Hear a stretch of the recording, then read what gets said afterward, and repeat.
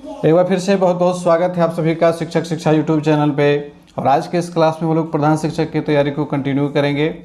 Unit 4 को start करेंगे आज। यूनिट 4 में बहुत ही इंपॉर्टेंट टॉपिक्स हैं, तो एक बारी हम लोग सिलेबस को देख लेंगे और सिलेबस को देखने के बाद जो जो टॉपिक्स हैं उनको डिस्कस करेंगे, ठीक है। और साथ में ऑब्जेक्टिव क्वेश्चंस को भी डिस्कस करेंगे। तो ये जो यूनिट 4 हमारा है ये कई पार्ट्स में आपके लिए आएगा, ठीक है। मैंने इसे टोटल 7 पार्ट्स में डिवाइड किया है। इसमें से 5 जो पार्ट्स होंगे इसके ये आपके थ्योरेटिकल पार्ट्स होंगे और 2 जो पार्ट्स बाद में आएंगे 6 और 7th पार्ट, उसमें हम MCQ क्वेश्चंस को डिस्कस करेंगे। तो इस तरह से एक ब्रॉड एस्पेक्ट आप लोगों को समझ में आ जाएगा। इस यूनिट से रिलेटेड सारे टॉपिक्स क्लियर हो जाएंगे और इससे इम्पोर्टेंट क्वेश्चंस को भी आप देख पाएंगे। तो उम्मीद करते हैं कि क्लास आप लोगों को अच्छा लगेगा। क्लास की ओर बढ़े उससे पहले आप लोगों को मैं बताना चाहूँगा कि आप लोगों का जो बहुप्रतीक्षित इंतज़ार था नोट्स को लेकर के वो समाप्त हो चुका है। नोट्स आप लोगों के लिए आ चुका है और DLED सेक्शन के 8 यूनिट आपको इस नोट्स में दिखेंगे और ये नोट आप प्रिंट आउट निकलवा करके आप आसानी से पढ़ सकते हो। जैसा कि आप यहाँ पे देख रहे हो, मैंने खुद इसका प्रिंट आउट निकाला है और बहुत ही बेहतरीन प्रिंट इसका निकल के रखे आया है। सारे चैप्टर्स आपको टोटल सब्जेक्टिव और चैप्टर के लास्ट में ऑब्जेक्टिव क्वेश्चंस के साथ मिल जाते हैं। तो बहुत ही मेहनत से तैयार किया गया यह नोट्स आप लोगों के लिए अब अवेलेबल हो चुका है। इसकी कीमत मात्र 100 रुपये रखी गई है। आपको ये PDF के फॉर्मेट में व्हाट्सएप पे मिल जाएगा। अगर आप लेना चाहते हैं तो हमारे स्क्रीन पे दिखाए गए नंबर पे आप संपर्क कर सकते हैं। चलिए शुरू करेंगे आज के इस क्लास को। सबसे पहले हम लोग सिलेबस को डिस्कस करते हैं यहाँ पे। तो इसमें सबसे जो इम्पोर्टेंट टॉपिक है वो ECCE को लेकर के है। ECCE का मतलब क्या हुआ? Early childhood care and education, जिसको प्रारंभिक बाल्यावस्था देखभाल और शिक्षा कहा जाता है। ये हमारा जो NEP 2020 आया है, तो NEP 2020 का आप लोगों ने देखा है एजुकेशनल स्ट्रक्चर हमारा क्या है। एजुकेशनल स्ट्रक्चर अब हमारा चेंज हो गया है, 5+3+3+4 का हो गया। इस बात से हम सभी लोग अवेयर हैं, है ना। और ये जो फर्स्ट स्टेज है 5 इयर्स का, ये फाउंडेशनल स्टेज है। अब इस फाउंडेशनल स्टेज में ECCE की परिकल्पना की गई है। इसके तहत जो छोटे बच्चे होंगे, जो 3 साल के बच्चे हो जाएंगे, उन्हें हम आंगनवाड़ी में लेके आएंगे, बाल वाटिका में लेके आएंगे, जिसको हम लोग प्ले स्कूल भी कहते हैं। अब वहाँ से उनकी ना केवल पढ़ाई की हम लोग बात करेंगे, बल्कि हम उन्हें अच्छा पोषण भी देंगे, ठीक है। तो यहाँ पे जो बात की जा रही है देखभाल एवं शिक्षा की। तो देखभाल का मतलब हो गया उनके शारीरिक विकास से और शिक्षा का मतलब उनके कॉग्निटिव डेवलपमेंट से, मानसिक विकास से। तो फिजिकल और मेंटल दोनों ही डेवलपमेंट की बात करेंगे। और दोनों ही क्यों, ओवरऑल डेवलपमेंट की बात हम लोग करते हैं, होलिस्टिक डेवलपमेंट की बात करते हैं एजुकेशन में।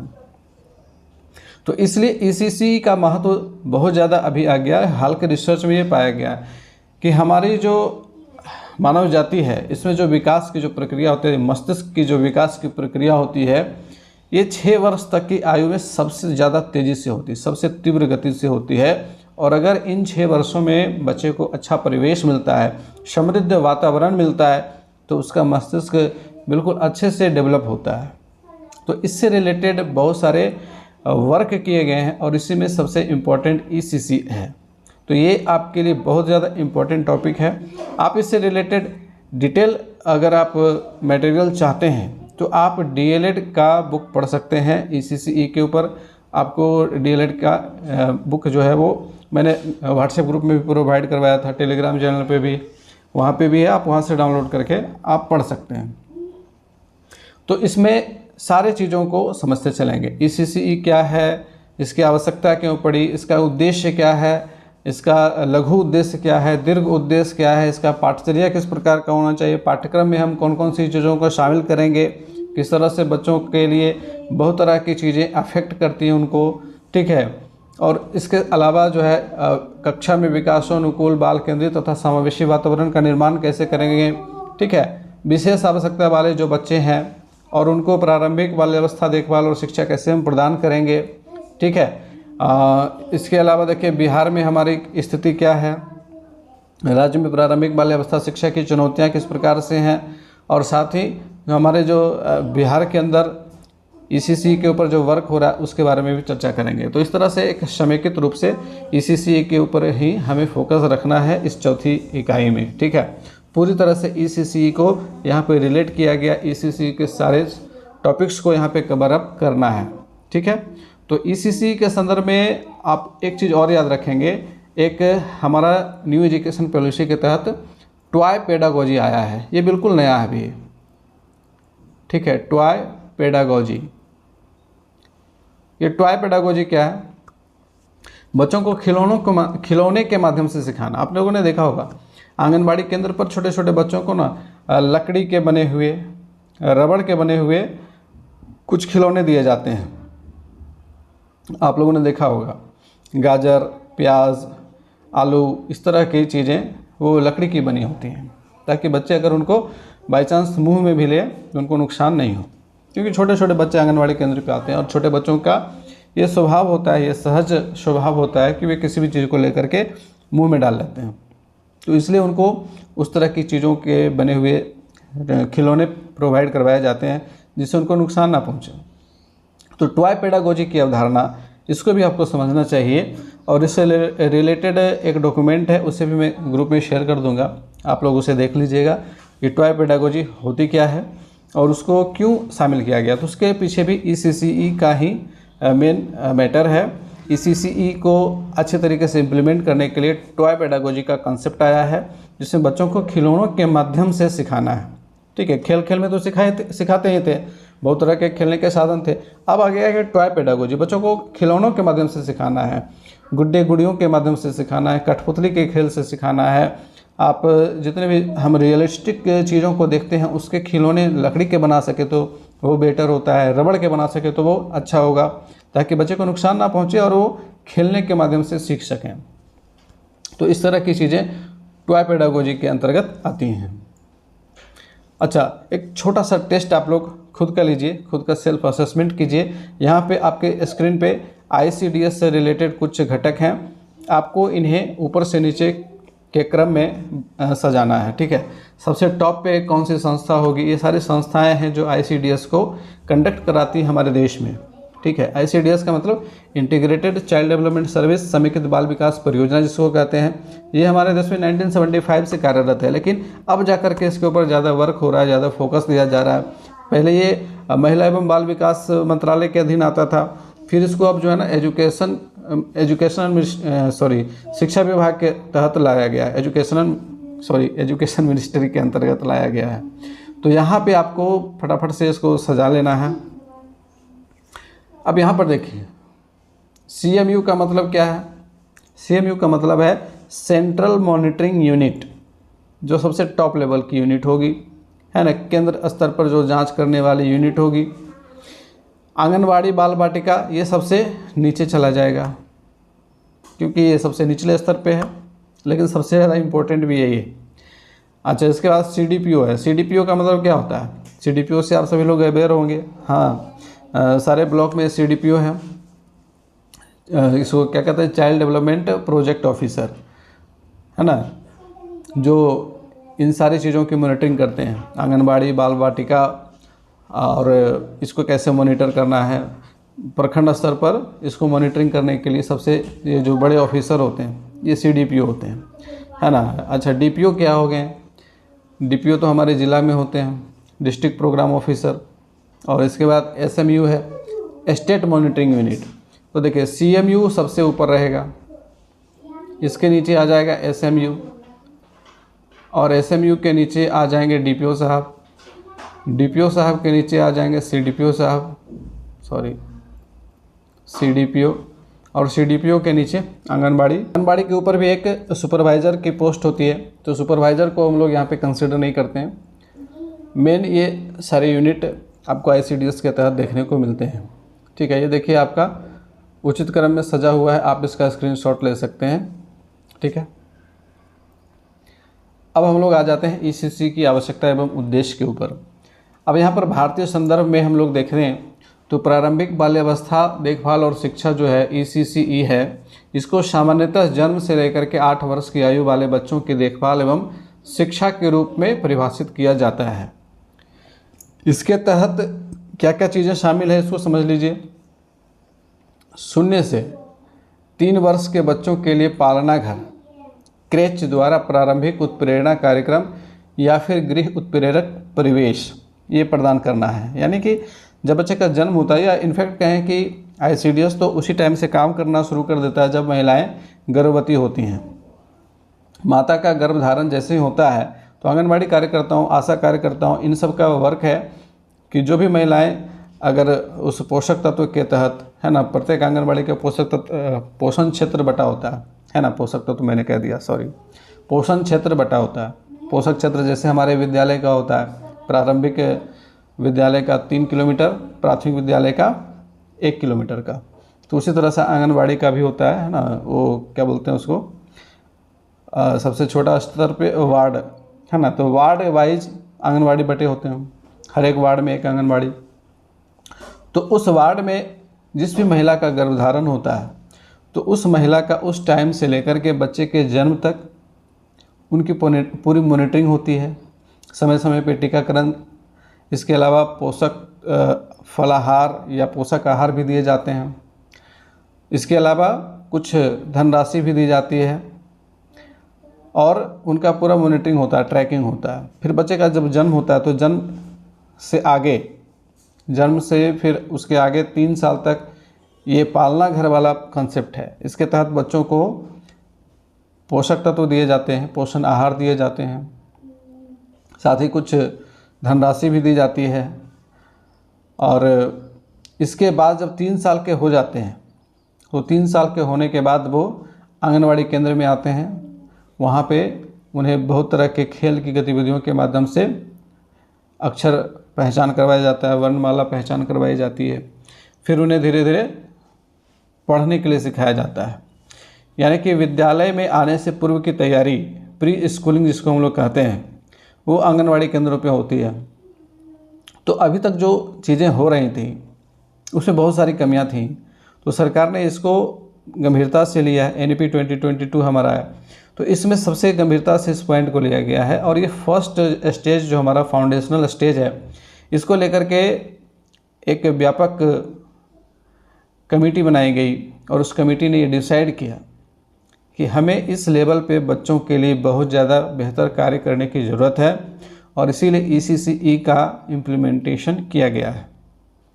अब इसके तहत क्या होगा कि आने वाले टाइम पे हम देखेंगे कि हमारे जो आंगनवाड़ी केंद्र होते हैं उन्हें विद्यालय से टैग किया जाएगा और उनके पढ़ाई के लिए स्पेशल टीचर नियुक्त किए जाएंगे, ठीक है। और 1 मिनट,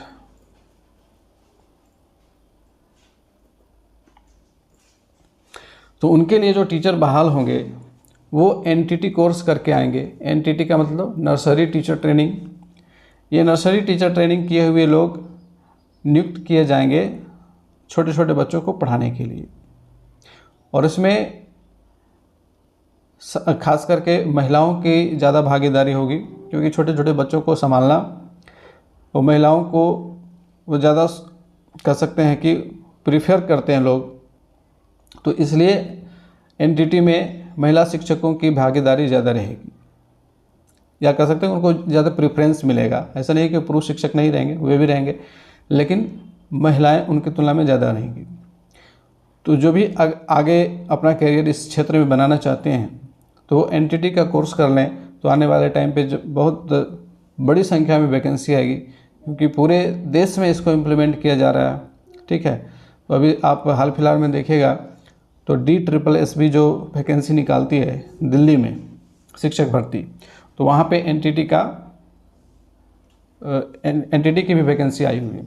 और उसमें जो पेमेंट है, पे स्केल है, वो जो PRT टीचर्स को पे स्केल दिया जाता है 35,400 वाला लेवल 6 वाला पेमेंट, वही इन लोगों को भी दिया जा रहा है। तो पेमेंट भी अच्छा है और उसमें वर्कलोड जो होगा वो उतना ज़्यादा नहीं होता है। छोटे बच्चों को हैंडल करना है, आप उनको पूरी तरह से केयर करोगे, है ना, उन्हें वर्णमाला का पहचान करवाओगे, संख्या ज्ञान करवाओगे, बस इतना ही काम होता है। उसके बाद फिर क्लास 1 में आने के बाद फिर वो प्राइमरी में चले आते हैं। तो कहने का ये मतलब है कि हमारे यहाँ जो कंसेप्ट है ECCE का, वो अभी हाल फिलहाल में ही आया है और इसके ऊपर अभी बहुत ज़्यादा काम होने वाला है। तो अगर जो जागरूक लोग होंगे वो इस काम के लिए अभी खुद को तैयार कर लेंगे तो आने वाले टाइम पे वे सिस्टम में चले आएंगे, है ना। अब आगे हम लोग पॉइंट की ओर बढ़ते हैं। 3 से 6 वर्ष के बच्चों के लिए प्रारंभिक बाल्यावस्था शिक्षा कार्यक्रम, आंगनबाड़ी, बालवाड़ी, शिशु शालाएँ, पूर्व विद्यालय, किंडरगार्टन, विद्यालय की तैयारी करवाने वाले विद्यालय आदि ये सब माने जाते हैं। ये सब 3 से 6 वर्ष के बच्चों के लिए कार्य करते हैं। इसके बाद 6 से 8 वर्ष के बच्चों के लिए विद्यालय शिक्षा के हिस्से के रूप में पूर्व प्राथमिक शिक्षा के कार्यक्रम होते हैं, है ना। ECCE की जो महत्ता है इसको स्वीकार करते हुए और इसकी अनिवार्यता और दृष्टिकोण पर महत्व देते हुए नई राष्ट्रीय शिक्षा नीति 2020 में कहा गया है। ये नई शिक्षा नीति 2020 से लिया गया कोट है। इसके अंतर्गत हुए वर्तमान शोध यह स्पष्ट करते हैं कि 8 वर्ष के कम उम्र के बच्चे अपने लिए नीतियों या किसी पूर्व निर्धारित समय सीमा द्वारा तय समय और दिशा का अनुसरण नहीं करते। इसके फलस्वरूप शाला पूर्व व कक्षा 1 और 2 के बच्चों का एक बहुत बड़ा अनुपात उनकी अपनी विकास की आवश्यकताओं के अनुरूप शिक्षा नहीं प्राप्त कर रहा है। यह केवल 8 वर्ष की उम्र तक ही हो पाता है कि बच्चे पूर्व निर्धारित शिक्षण प्रक्रियाओं से सामंजस्य बिठाना शुरू कर पाते हैं। यहाँ पे मिसप्रिंट हो गया, शुरू कर पाते हैं। अतः महत्वपूर्ण हो जाता है कि 3 से लेकर के 8 वर्ष की आयु वर्ग के बच्चों के लिए एक लचीली, बहुमुखी, बहुस्तरीय, खेल आधारित, गतिविधि आधारित और खोज आधारित शिक्षा उपलब्ध हो। यानी कि अभी तक हमारा जो एजुकेशन पॉलिसी पहले का था, पहले की जो शिक्षण पद्धतियां रही हैं, उसमें जब बच्चा 6 साल का हुआ तो वो क्लास 1 में आ गया, यही था। इसके पहले के एजुकेशन का कॉन्सेप्ट था ही नहीं। लोग अपने बच्चों, छोटे छोटे बच्चों को अपने स्तर पर किसी नज़दीक के स्कूल में डाल देते थे। वहाँ बच्चे किसी तरह से LKG UKG प्राइवेट में पढ़ लिए। सरकारी विद्यालयों में तो डायरेक्ट क्लास 1 से क्लासेस शुरू होती थी। तो इसी को लेकर के NEP 2020 ने ये बात कही है। सीखने के प्रारंभिक वर्षों के संदर्भ में शोध निष्कर्ष क्या कहते हैं, इसको समझते हैं। मानव मस्तिष्क लचीला होता है। शुरुआत के 5 वर्ष की संवेदनशील अवधि के समाप्त होने तक सेंसिंग पाथवेज के लचीलेपन में कमी आने लगती है। शोध निष्कर्ष ये बताते हैं कि बच्चों का मस्तिष्क किसी वयस्क व्यक्ति के मस्तिष्क की तुलना में अधिक क्रियाशील और अधिक लचीला होता है। छोटे बच्चे निस्संदेह प्रतिभाशाली जीव होते हैं। छोटे बच्चों का जो मस्तिष्क होता है वो वयस्क की तुलना में ज़्यादा प्रक्रियाशील होता है। उसका जो प्रोसेस होता है, प्रोसेसिंग होता है, प्रोसेसिंग पावर वो वयस्कों की तुलना में ज़्यादा होता है। छोटे बच्चे कोई भी चीज़ देखेंगे तो उसको फट से याद कर लेंगे। और शुरुआती दौर में मस्तिष्क का विकास जीवन पर्यंत सीखने संबंधित व्यवहार एवं स्वास्थ्य की नींव रखता है। प्रतिरोधी व्यवस्था एवं शारीरिक विकास के लिए शरीर के प्रतिरोध तंत्र तथा पोषण रक्षा तंत्र के कार्य करने के लिए मस्तिष्क एवं शरीर का जुड़ाव बहुत ही महत्वपूर्ण है। आप लोगों में से बहुत सारे लोगों ने ECCE की ट्रेनिंग भी ली होगी, है ना। ECCE की ट्रेनिंग बहुत अलग अलग केंद्रों पर दी गई थी। मेरा भी प्रशिक्षण हुआ था डाइट सोनपुर में, तो वहाँ पे इन सारी चीज़ों को बताया गया था। ECCE के ऊपर जो कॉन्सेप्ट चल रहा है इसके ऊपर बहुत ज़्यादा काम होने वाला है और आने वाले टाइम पे ECCE के ऊपर सबसे ज़्यादा फोकस किया जाएगा। तो वहाँ पे भी ये सारे रिसर्च वाले पॉइंट बताए गए थे हम लोगों को। आप लोगों में से जिन लोगों ने ट्रेनिंग की होगी आप लोगों को याद होगा कि इन सारी चीज़ों की चर्चा की गई थी। बहुत से कारणों में से यह भी एक कारण है जिसके शुरुआती वर्षों में मस्तिष्क के विकास का गुणवत्तापरक उद्दीपन व्यस्त जीवन में उत्पन्न स्वास्थ्य से जुड़ा होता है। एक नवजात शिशु का जो मस्तिष्क होता है वह 10 शंख न्यूरॉन से बना होता है, ट्रिलियन ऑफ न्यूरॉन्स बने होते हैं। और आप लोगों ने यूट्यूब पे वीडियोज़ में देखा होगा कि जो छोटे बच्चे होते हैं उनके न्यूरॉन्स किस तरह से आपस में जुड़ते हैं, और ये न्यूरॉन्स जैसे जैसे एक दूसरे से जुड़ते हैं वो याददाश्त की कड़ी बनाते जाते हैं, और जितना भी हम लोग सीखते हैं, जिस तरह के अनुभव लेते हैं, वे सारे अनुभव हमारे दिमाग में कैप्चर होते रहते हैं। तो 10 संख्य न्यूरॉन से बना होता है। बाल्यावस्था के अनुभव यह सुनिश्चित करते हैं कि कौन से न्यूरॉन काम में लाए गए हैं जो मस्तिष्क का संचालन करते हैं, और जिन न्यूरॉन का इस्तेमाल नहीं हो पाता है वे नष्ट हो जाते हैं, ख़त्म हो जाते हैं। तो इसलिए बच्चों को ज़्यादा से ज़्यादा अनुभव देना है, बच्चों को ज़्यादा से ज़्यादा समृद्ध परिवेश उपलब्ध कराना है, ताकि उनके जो न्यूरॉन्स हैं, उनका जो मस्तिष्क है, वो बहुत ज़्यादा चीज़ों को अनुभव करे और उन अनुभवों को अपने अंदर समाहित करता चले, और तब वो जा कर के अच्छे तरीके से डेवलप कर पाएगा। विद्यालय में प्रवेश से पहले के वर्षों में प्रारंभिक अधिगम कार्यक्रम में संलग्नता बच्चों की विद्यालय तत्परता पर सकारात्मक प्रभाव डालती है। अगर बच्चों को हम स्कूल आने से पहले इतना तैयार कर दें ताकि उनमें कम से कम बुनियादी साक्षरता और संख्या ज्ञान आ जाए, जिसको हम लोग FLN के नाम से जानते हैं, है ना, FLN, foundational literacy and numeracy, बुनियादी साक्षरता और संख्या ज्ञान। हालांकि इसका इम्प्लीमेंटेशन क्लास 3 तक के बच्चों के लिए हो रहा है ना। क्लास 1, क्लास 2, क्लास 3 के बच्चों का FLN आधारित असेसमेंट भी होता है। अब प्रारंभिक बाल्यावस्था शिक्षा के उद्देश्य क्या है, इसको समझ लेते हैं। इसका एक तो सामान्य उद्देश्य है और एक दीर्घ उद्देश्य है। सामान्य उद्देश्य क्या है, इसको समझ लेते हैं। भारतीय शिक्षा आयोग 1964-66 में भी इसकी चर्चा की गई थी, लेकिन प्रॉब्लम यही है हमारे देश में कि इसके इम्प्लीमेंटेशन में वर्षों लग जाते हैं, और जितना लेट होता है कोई भी समाज, कोई भी राष्ट्र उतना पीछे चला जाता है, क्योंकि शिक्षा में आपको हमेशा आगे रहना होगा। जितना आप आगे रहिएगा उतना डेवलप करिएगा। तो भारतीय शिक्षा आयोग 1964-66 के अनुसार प्रारंभिक बाल्यावस्था शिक्षा के मुख्य उद्देश्य इस प्रकार हैं। बच्चे में अच्छे शारीरिक गठन, मांसपेशियों का समुचित समन्वय और बुनियादी गत्यात्मक कौशलों का विकास करना, यानी कि इसमें सबसे ज़्यादा फिजिकल डेवलपमेंट पे पहला पॉइंट फोकस करता है। दूसरा है कि स्वास्थ्य संबंधी अच्छी आदतों और व्यक्तिगत सामंजस्य के लिए आवश्यक बुनियादी कौशलों का विकास करना, जैसे कि कपड़े पहनना, भोजन करना, धोना, सफाई करना, यानी कि जो छोटे छोटे काम हैं वे बच्चे खुद से कर लें, है ना, ताकि उनका जो पर्सनल हेल्थ एंड हाइजीन का वो खुद से केयर कर सकें, इस काबिल बनाना। तीसरा है बच्चे में सकारात्मक समूह प्रतिभागिता को प्रोत्साहित करना। पीयर ग्रुप लर्निंग इसको हम लोग कहते हैं, कि अपने छोटे छोटे बच्चे जो है आपस में ग्रुप बनाएंगे, मित्र मंडली बनाएंगे, और बहुत तरह के मटेरियल्स उनको दिए जाएंगे, और वो खेल खेल के माध्यम से, गतिविधि के माध्यम से चीज़ों को सीखेंगे, लर्न करेंगे, जिससे उनमें क्या बहुत तरह के डेवलपमेंट देखने को मिलेंगे। लीडरशिप आ जाएगा, कोऑपरेटिव, है ना, यानी कि एक दूसरे को सहयोग करना, किसी की मदद करना, किसी से मदद मांगना, इस तरह की चीज़ों का डेवलपमेंट होगा। दूसरों के अधिकारों व विशेषाधिकारों के प्रति संवेदनशील मनोवृत्तियों और आचार विचार के तौर तरीके विकसित करना वो सीख सकेंगे। बच्चों को अपनी भावनाएं एवं मनोवृत्तियों को अभिव्यक्त करने, समझने, स्वीकार करने और आवश्यकता अनुसार नियंत्रित करने के लिए तैयार करना, जिससे उनमें भावनात्मक परिपक्वता पैदा हो।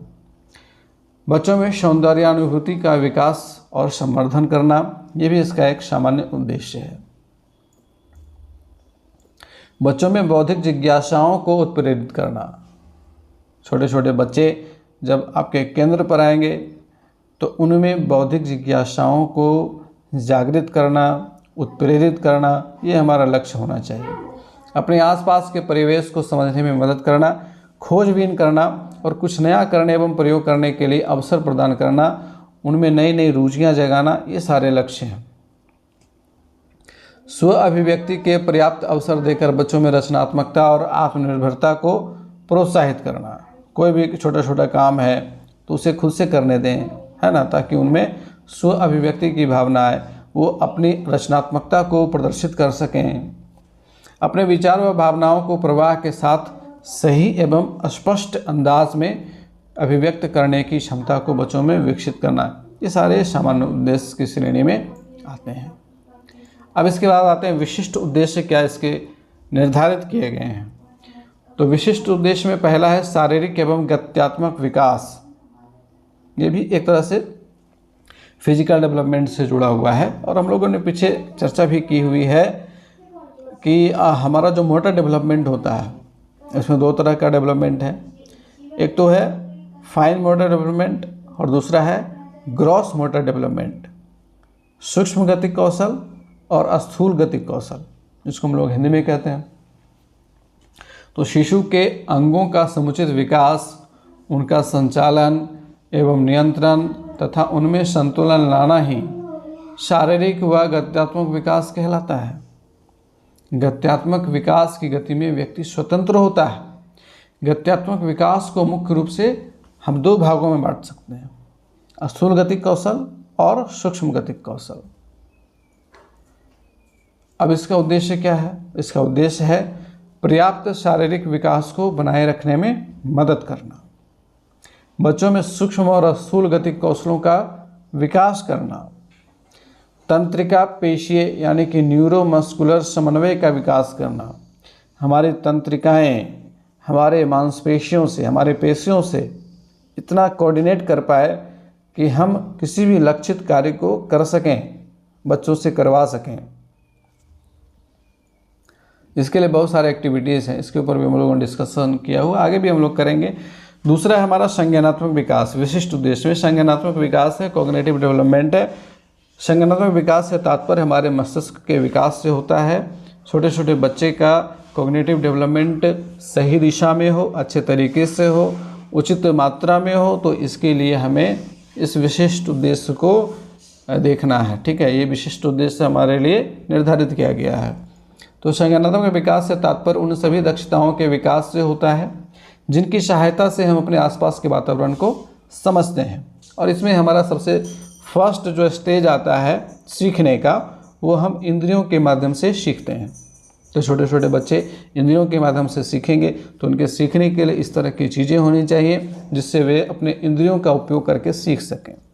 जैसे आप लोगों ने देखा होगा कि छोटे छोटे बच्चों को birds name, fruits name, flowers name, vegetables name, इन सबको हम लोग कैसे सिखाते हैं? चार्ट के माध्यम से सिखाते हैं। वो क्या है? विजुअल्स हैं, और वो बच्चे अपने आँखों से देखते हैं, है ना, आँखों से देख लेते हैं। तो वहाँ पे हमारी जो आँख की इंद्रियाँ वो कार्य करती हैं देखने का।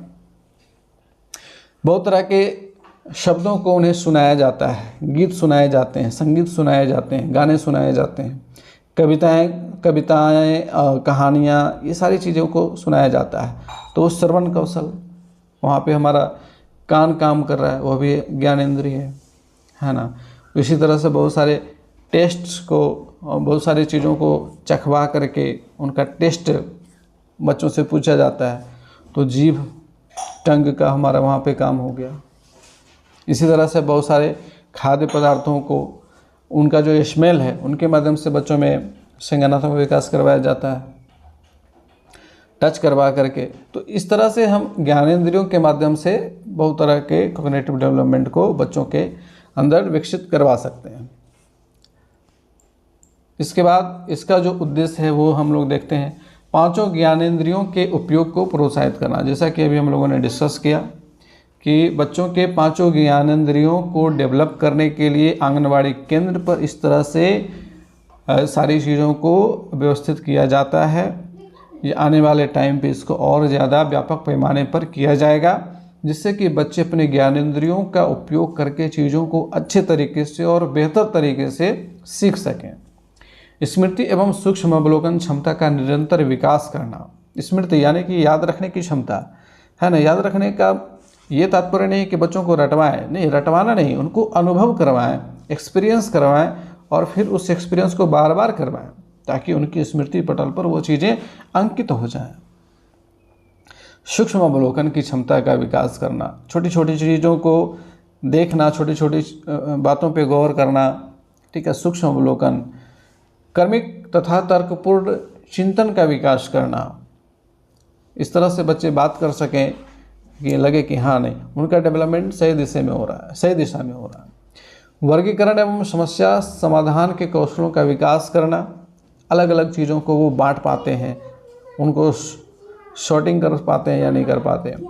आकार के अनुसार, रंग के अनुसार, स्थान के अनुसार, तापमान, घर, पर्यावरण, संख्या की अवधारणा, समय की अवधारणा इत्यादि की जानकारी को विस्तार देंगे हम, है ना, डिफरेंट टाइप्स ऑफ मीडियम के सपोर्ट से, चार्ट पेपर के माध्यम से। अब तो स्मार्ट क्लास का कॉन्सेप्ट आ गया छोटे छोटे बच्चों के लिए। अब देखिएगा आंगनबाड़ी केंद्रों पे स्मार्ट क्लास आने वाला है। स्मार्ट क्लास लगाए जाएंगे, वहाँ पे बहुत तरह के गीत संगीत के माध्यम से बच्चों को बहुत सारी चीज़ों को सिखाया जाएगा, ठीक है। तो ये सारी चीज़ें अभी आने वाले समय में होने वाली हैं। तो जो भी आंगनबाड़ी केंद्र है, अभी तो एक छोटे से कमरे में चलता है, अब देखेंगे कि आने वाले टाइम पे उसको स्कूल से अटैच कर दिया जाएगा। स्कूल का एक कमरा कम से कम उसको अलॉट किया जाएगा और उसी कमरे में उसकी सारी एक्टिविटीज़ होंगी और उसमें सारा कुछ अवेलेबल करवाया जाएगा। और स्मार्ट क्लास की अवधारणा, स्मार्ट क्लास का कॉन्सेप्ट भी उसके लिए लाया जाएगा। एक जिस तरह से देखते हैं आप हाई स्कूल में स्मार्ट क्लास लगाया गया है, उसी तरह से एक LED लगा दिया जाएगा और वहाँ पे जो शिक्षिका होंगी या शिक्षक होंगे, उनके माध्यम से विभिन्न प्रकार के कह सकते हैं कि ऑडियो विजुअल्स के माध्यम से बच्चों को वर्णमाला का ज्ञान, संख्या ज्ञान, खेल खेल में, है ना, नाचते गाते सिखा देना चीज़ों को। अपने स्तर के अनुसार विभिन्न संबोधनों को समझना। इसके बाद भाषा का विकास। भाषा का विकास भी बहुत इम्पोर्टेंट है। छोटे छोटे बच्चे अच्छी तरीके से बोलना सीख सकें, अपने अनुभवों को अपनी भाषा में अभिव्यक्त कर सकें। तो भाषा जो है अपनी बात कहने का सबसे प्रमुख साधन होता है। यह मुख्य रूप से विभिन्न सूचनाओं, मनोभावों, चिंतनों और अनुभूतियों को आदान प्रदान करने की पद्धति होती है। बच्चे भाषा अनुकरण, प्रेरणा व प्रोत्साहन तथा अभ्यास द्वारा सीखते हैं। एक शिक्षाविद, एक कह सकते हैं मनोवैज्ञानिक हुए नोम चॉम्स्की, उन्होंने कहा कि बच्चों में भाषा सीखने की जन्मजात क्षमता होती है, ठीक है। बच्चे के अंदर वो इनबिल्ट एबिलिटी होती है कि वो लैंग्वेज को सीख लेते हैं। अलग अलग मनोवैज्ञानिकों का अलग अलग शोध अलग अलग चीज़ों को दिखाता है। आगे इसका उद्देश्य देख लेते हैं। दूसरों की बातों को ध्यान से सुनना। अब देखिए भाषा का विकास जो है ना, इसका क्रम क्या है, LSRW है, आप सभी को पता होगा, listening, speaking, reading and writing. सबसे पहले बच्चे सुनते हैं, सुनने का काम करते हैं। हिंदी में हम लोग इसको क्या कहते हैं, सुबोपल्ली, सुनना, बोलना, पढ़ना और लिखना, है ना। तो सबसे पहला काम क्या है, लिसनिंग का है, सुनने का काम है। बच्चे सबसे पहले बड़ों को सुनते हैं। उनको तो बचपन में बोलना नहीं आता है, जब उनका जन्म होता है तो वो बोलना कहाँ जानते हैं। लगभग 2 साल की उम्र के होते हैं तब वो बोलना सीखते हैं। तो 2 साल तक वे केवल सुनते रहते हैं और सुनते सुनते उनको बहुत सारे जो चीज़ें होती हैं हमारे आसपास होती हैं, हम उनका नाम लेकर के बोलते हैं। बच्चे का खुद का नाम लेकर के उसे बुलाते हैं, है ना। तो वो धीरे धीरे सुनते सुनते उनको मेमोराइज हो जाता है, उनके स्मृति पटल पर अंकित हो जाता है कि ये क्या है। और फिर वो जब बोलना सीखते हैं तो धीरे धीरे वे भी उन सारी चीज़ों के नाम लेकर के उन्हें बुलाना शुरू कर देते हैं। अब देखिए हमारे आसपास कितनी सारी चीज़ें हैं, बहुत सारी चीज़ें हैं और सभी के नाम हैं। ऐसा कोई भी चीज़ हमारे आसपास नहीं है जिसका नाम नहीं है। तो सारी चीज़ों के नाम हैं। अब छोटा बच्चा जो 2 साल का हुआ, धीरे धीरे जब वो इंटरेक्शन करता है, हमारे पर्यावरण से अंतःक्रिया करता है, तो वो धीरे धीरे उन सारे चीज़ों के नाम वह भी सीख लेता है। तो कैसे सीखता है, सबसे पहले वो दूसरों से सुनता है और तब फिर वो खुद बोलता है। तो दूसरों की बातों को ध्यान से सुनना अर्थात श्रवण कौशल का विकास करना। इसके बाद मौखिक अभिव्यक्ति के कौशलों का विकास करना और तब जाकर के पढ़ने और लिखने की योग्यता का विस्तार करना। अपनी जिज्ञासा व्यक्त करने के लिए बच्चों में प्रश्न करने की क्षमता विकसित करना। छोटे छोटे बच्चों को प्रश्न पूछने के लिए प्रोत्साहित करें। एक चीज़ का एज ए टीचर हमें हमेशा ध्यान रखना चाहिए कि बच्चे जब प्रश्न पूछें तो कभी उन्हें डांटे नहीं।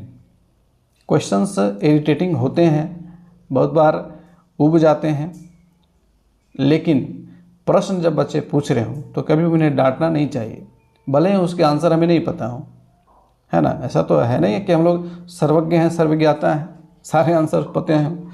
बच्चे तो ऐसे ऐसे प्रश्न कर देते हैं कि उनके आंसर अभी तक किसी को भी नहीं पता इस धरती पे। तो जब बच्चे प्रश्न करते हैं तो उन्हें कम से कम डांटना नहीं चाहिए। इससे बच्चे हतोत्साहित हो जाते हैं और वे फिर आगे कुछ पूछने से पहले 10 बार सोचते हैं कि मुझे फिर से डांट पड़ जाएगी। इसलिए कभी भी बच्चों को प्रश्न पूछने के समय डांटना नहीं चाहिए। तो उनकी जिज्ञासा व्यक्त करने के लिए बच्चों में प्रश्न करने की क्षमता विकसित करना, बच्चों के शब्द भंडार में निरंतर वृद्धि एवं नए शब्दों के प्रयोग को प्रोत्साहित करना। नए नए शब्द भंडार वो कैसे सीखेंगे? विभिन्न तरह के शब्द चित्र के माध्यम से हम उनके नाम बताएंगे, है ना। जैसे कि मैंने कहा कि चार्ट के माध्यम से हम लोग बच्चों को विभिन्न प्रकार के फलों के, फूलों के, सब्जियों के, जानवरों के चित्र दिखा करके उनका नाम सिखाते हैं। बाल गीतों को लय तथा स्वर के साथ उतार चढ़ाव के साथ गाना, और इसके लिए स्मार्ट क्लास की अवधारणा आने वाली है और आंगनवाड़ी केंद्रों पे स्मार्ट क्लास लगने वाले हैं।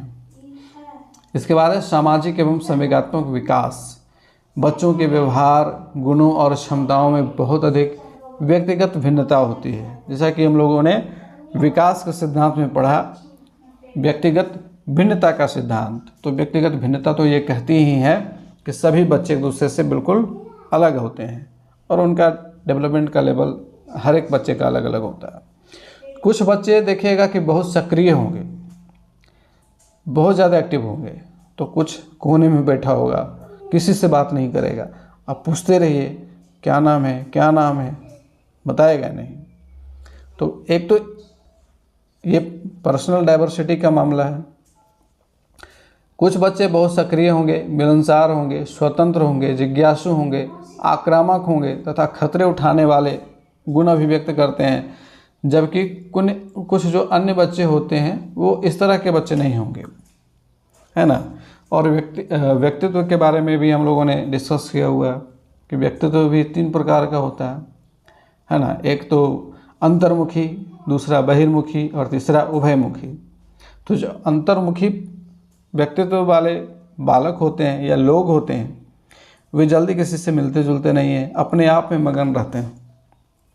बहिर्मुखी व्यक्तित्व वाले जो बालक होते हैं या जो व्यक्ति होते हैं, आप देखिएगा वे कहीं भी रहेंगे वे सभी से घुल मिल जाएंगे, जो मन में आया सो बोल दिया, है ना। और जो उभयमुखी वाले होते हैं वो दोनों गुण उनमें पाए जाते हैं। जहाँ उन्हें बोलने की आवश्यकता होगी वो बोलेंगे, आवश्यकता नहीं होगी तो नहीं बोलेंगे। वे दूसरों पर अधिक निर्भर रहने वाले तथा संकोची प्रवृत्ति के होते हैं। हर बच्चे का अपना अलग व्यक्तित्व होता है, विशिष्ट व्यक्तित्व होता है। यह कुछ अंश तक जन्मजात होता है, किंतु बहुत कुछ यह बच्चों के वातावरणीय तत्वों पर निर्भर करता है। चूँकि विकास आनुवंशिकता पर भी और परिवेश से भी इफेक्टेड होती है, तो दोनों का प्रभाव होता है। लेकिन जन्मजात इसमें थोड़ा सा है, ज़्यादा मात्रा इसका जो है ना वातावरणीय तत्वों का होता है। किस तरह का परिवेश बच्चों को दिया जा रहा है।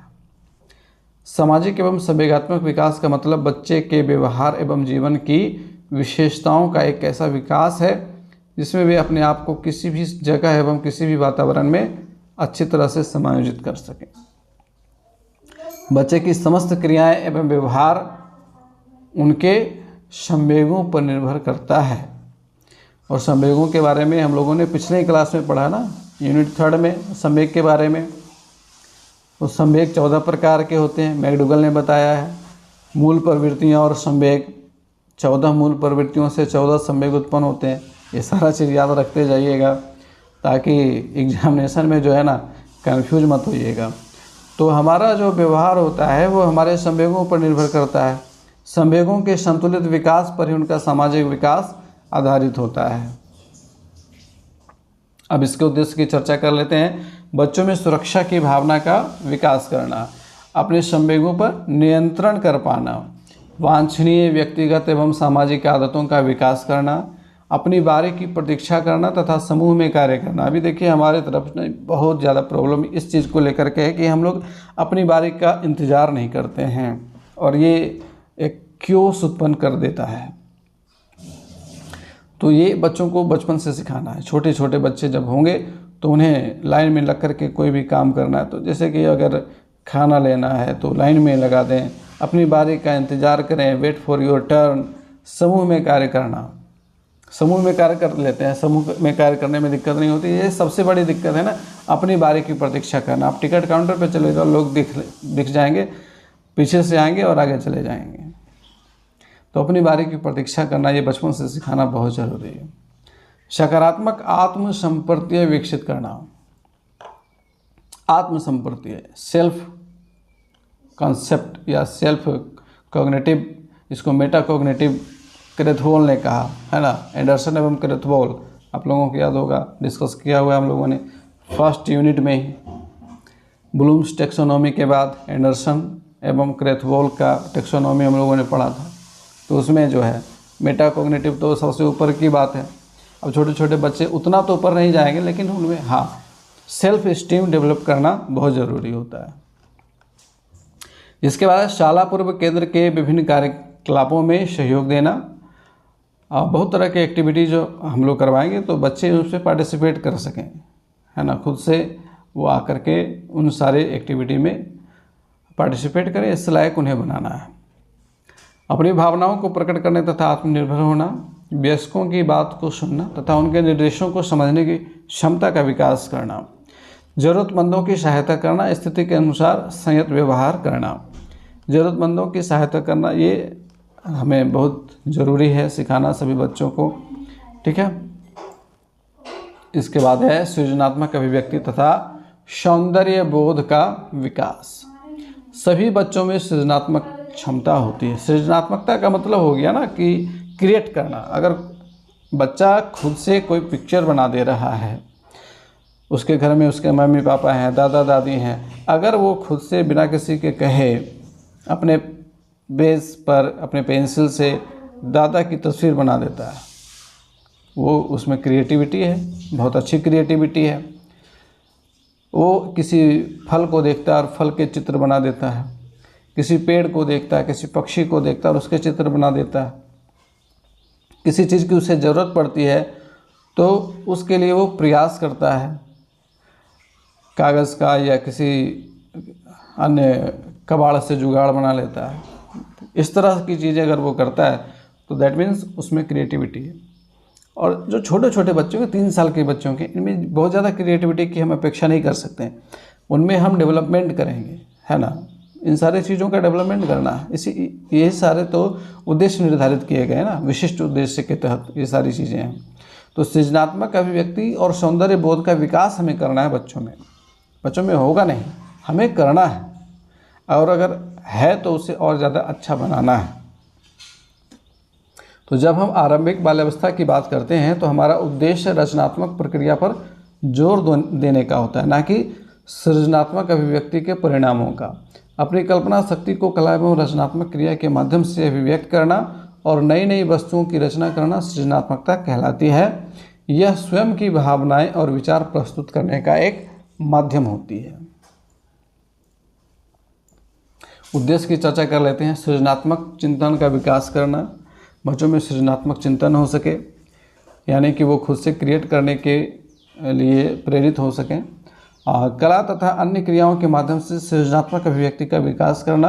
बहुत तरह की कलाएं हैं, नृत्य के माध्यम से, संगीत के माध्यम से, चित्र के माध्यम से, है ना, वो अपनी सृजनात्मक अभिव्यक्ति कर पाने में सक्षम हो सके, ये हमारा प्रयास होना चाहिए। शारीरिक अंगों का कलात्मक ढंग से संचालन करना, है ना, बहुत तरह की कलाओं को हम लोग सिखाते हैं। पर्यावरण में उपलब्ध तथा अन्य प्रकार की सुंदर वस्तुओं के प्रति संवेदनशील होना, गीतों तथा लयात्मक क्रियाओं में रुचि लेना, अभिनय भूमिका निर्वहन, रोल प्ले की क्षमता का विकास करना। ठीक है, अब बच्चों को कह दिया कि बंदर कैसे करता है करके दिखाओ, तो बच्चा बंदर की तरह कर रहा है। कुत्ता कैसे भौंकता है तो भौंक के दिखाओ, है ना। कोयल कैसे बोलती है तो बोल के दिखाओ, बच्चे बोलेंगे। तो ये अभिनय भूमिका, रोल प्ले इसमें आ जाएगा। उपलब्ध वस्तुओं से नमूने बनाने की क्षमता का विकास करना, बहुत तरह के मॉडल हम लोग बनवाते हैं बच्चों से, बच्चों को बोल दिया घर बना दो कागज़ का या कार्डबोर्ड का, तो बच्चे घर बनाने लग जाते हैं। दैट मीन्स उनमें क्रिएटिविटी का विकास इस तरह से होता है। तो ये सारी चीज़ें इसके तहत आती हैं। तो आज का क्लास हम लोग यहाँ पे ख़त्म करेंगे। इसके बाद हमारा पार्ट 2 होगा और इस पार्ट 2 में हम लोग ECCE पाठचर्या की समझ को डिस्कस करेंगे। तो आज का क्लास आप लोगों को कैसा लगा है कमेंट करके ज़रूर बताइएगा। अपने अधिक से अधिक साथियों तक शेयर कीजिए क्लास को, ताकि उन सभी को इसका बेनिफिट मिल सके। और नोट्स आ चुका है आप लोगों के लिए, तो नोट्स आप लोग परचेज करना चाहते हो तो परचेज कर लीजिए, ताकि आपकी अंडरस्टैंडिंग बेहतर हो सके। मिलेंगे फिर से नेक्स्ट क्लास में, तब तक के लिए गुड बाय, टेक केयर।